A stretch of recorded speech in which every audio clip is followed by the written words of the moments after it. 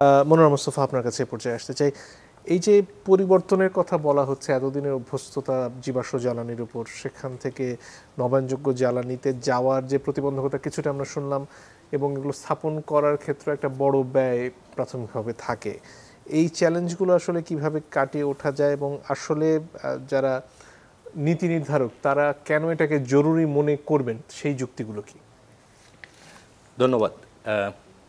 আপা অনেকগুলো বিষয় হাজির করেছেন, যেখানে কতগুলো আমাদের নবায়নযোগ্য জ্বালানির অগ্রসর করার ক্ষেত্রে কতগুলো চ্যালেঞ্জ আইডেন্টিফাই করেছেন, মূলত রেডিমেড গার্মেন্টস ইন্ডাস্ট্রির কনটেক্সটে। কিন্তু আমরা একটু ব্রডার কনটেক্সটে একটা জিনিস বোঝা দরকার। ওভারঅল আমরা যখন জ্বালানি এবং বিদ্যুৎ নিয়ে কথা বলছি, তখন যে জিনিসটা বোঝা দরকার সেটা হচ্ছে আমাদের সিস্টেমটা, আমাদের এক্সিস্টিং সিস্টেমটা। আমরা কিন্তু আমাদের পাওয়ার এবং energy sector is highly centralised.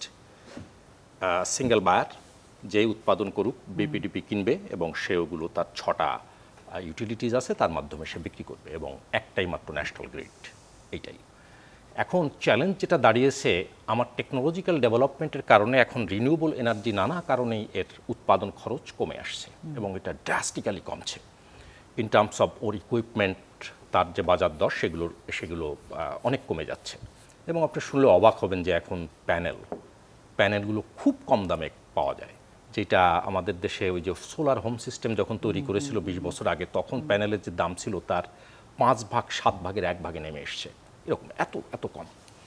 এইটা একটা দিক। সুতরাং টেকনোলজিকে ঠেকিয়ে রাখা যাবে না। সুতরাং অনেকেই এই সোলার টেকনোলজি ব্যবহার করছে। এবং ইন্টারেস্টিং হলো আমাদের গার্মেন্টস সেক্টরে বহু গার্মেন্টস সেক্টর তারা সেট আপ করেছে, এগুলো তাদের মতো করে ব্যবহার করছে।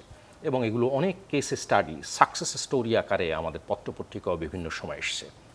আমি শুধু একটা হাইলাইট করতে চাই। বাংলাদেশের গার্মেন্টস ফ্যাক্টরির মধ্যে সবচেয়ে বড় যে কি বলে যে রুফটপ সোলার, সেটা হচ্ছে কোরিয়ান ইপিজেড, যেটাকে আমরা চিটংয়ের ইপিজেড বলি। সেটা হচ্ছে দ্য লার্জেস্ট ফ্যাসিলিটি।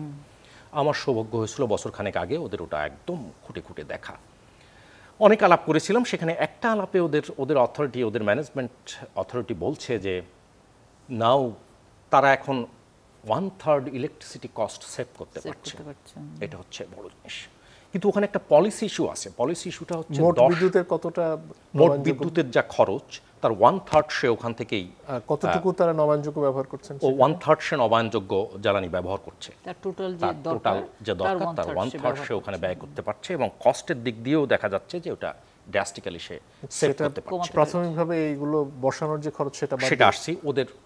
ওদের কস্টটা দাঁড়িয়েছে 1 মেগাওয়াটের জন্য 1 মিলিয়ন। 1 মেগাওয়াট রিনিউয়েবল উৎপাদনের জন্য $1 মিলিয়ন তাদের লেগেছে। ওই অর্থে তারা তাদের ক্যাপাসিটি সম্ভবত 30 মেগাওয়াটের মতো। It's huge. এবং ওদের চিন্তাটা হচ্ছে এটা করে ও আবার এটা ন্যাশনাল গ্রিডে দিবে। কিন্তু প্রবলেমটা হলো আমাদের নেট মিটারিং পলিসির, যে 10 মেগাওয়াটের বেশি সে নিতে পারবে না। আপনি যদি উৎপাদন করেন 10 মেগাওয়াটের বেশি সেল করতে পারবেন না। ওটা একটা পলিসি ইস্যু। ওইটা ওরা চেঞ্জ করার চেষ্টা করছে, সম্ভবত গভর্নমেন্ট এটা যাবে। যাই হোক, আমি যে কথাটা বললাম যে আমাদের আরএমজি সেক্টরে এই ধরনের বহু উদাহরণ তৈরি হয়েছে ছোট ছোট। জায়গাটা হলো upfront cost is very high. আপনাকে প্রথমে একটা বড় অঙ্কের টাকা ইনভেস্ট করতে হয়, সেটা একটা দিক। সেটা হচ্ছে ইন্ডিভিজুয়াল কারখানার ক্ষেত্রে প্রযোজ্য কথাটা, যে আপনাকে প্রচুর ইনভেস্ট করতে হয়। এই ইনভেস্টটা করলে এটা যদি আপনি 25 বছরের একটা হিসাব করেন, দেখবেন যে ওটা কমে যাচ্ছে, গ্র্যাজুয়ালি কমে যাচ্ছে। এবং ওই 25 বছরের হিসাবটা যদি কষেন, তাহলে দেখবেন যে আপনি গ্রিড থেকে যে দরে কিনছেন, গড়ে তার থেকে আরও অনেক কম চলবে। আয়ুষ্কাল কেমন? এটা ধরে নেওয়া হয় হচ্ছে 20 থেকে 25 বছর ধরে নেওয়া হয় উইদাউট ব্যাটারি। এইটা সিস্টেম। কিন্তু এই ক্যালকুলেশনটাই অনেকের কাছে পরিচিত না।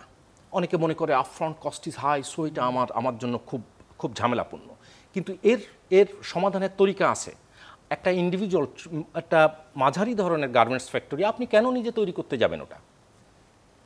এখন গভর্নমেন্টের রোল কামস ইনটু প্লে ঠিক এই জায়গাটাতে। সেটা হচ্ছে গভর্নমেন্ট যদি ইনভেস্টরদের এবং অন্য যারা এটা অপারেট করতে পারে তাদেরকে ইনভাইট করে যে তুমি প্রত্যেকের রুফটপ ভাড়া নাও, ভাড়া নিয়ে বিশাল একটা অ্যামাউন্ট তুমি প্রডিউস করো এবং সেগুলো সেল করো, যে যতটুকু নিতে চায়, ধরেন অনুমান করেন, এটা কল্পনা করেন, আমাদের টঙ্গী থেকে শুরু করে গাজীপুর পর্যন্ত কয়েক হাজার ফ্যাক্টরি হবে এই গ্রামের ভিতরে এদিক ওদিক। এই সমস্ত ছাদগুলোকে যদি কানেক্ট করার দায়িত্ব নেয় কোনো একটা পার্টিকুলার কোম্পানি যার অভিজ্ঞতা আছে, সে করে দেখলো যে এখানে তার 50 মেগাওয়াট উৎপাদন করা সম্ভব। এই 50 মেগাওয়াট তখন সে ডিস্ট্রিবিউটেড ওয়েতে, আচ্ছা তুমি এক্স ফ্যাক্টরি তুমি কতটুকু নিবা, বললো যে আমি 200 কিলোওয়াট নিব, ও বললো যে আমি 1 মেগাওয়াট নিব। এইভাবে দুটো মডেল আছে, ক্যাপেক্স এবং ওপেক্স। এই দুটো মডেলের কোনো একটা দিয়ে সে ওইটা করতে পারে। সুতরাং কোনো পার্টিকুলার গার্মেন্টস ফ্যাক্টরি, সে তো গার্মেন্টস প্রডিউস করবে, সে কেন ইলেকট্রিসিটির জায়গায় যেতে যাবে? এটা লেট আদার্স ডু। এই পদ্ধতিটা এনকারেজ করতে, এই পদ্ধতিটা করার জন্য সরকারকে আগাতে হবে। একই সাথে যে গার্মেন্টসের মালিকরা আছে যারা সত্যিকার অর্থেই এই রিনিউয়েবলের দিকে যেতে চায়, নিজেদের প্রোডাকশন কস্ট কমাতে চায়, তাদেরকেও এগিয়ে আসতে হবে কি করে এই মডেলের ভিতরে থেকে নবায়নযোগ্য জ্বালানির ব্যবহারটা তারা আরও বেশি বাড়াতে পারে। জি, ধন্যবাদ।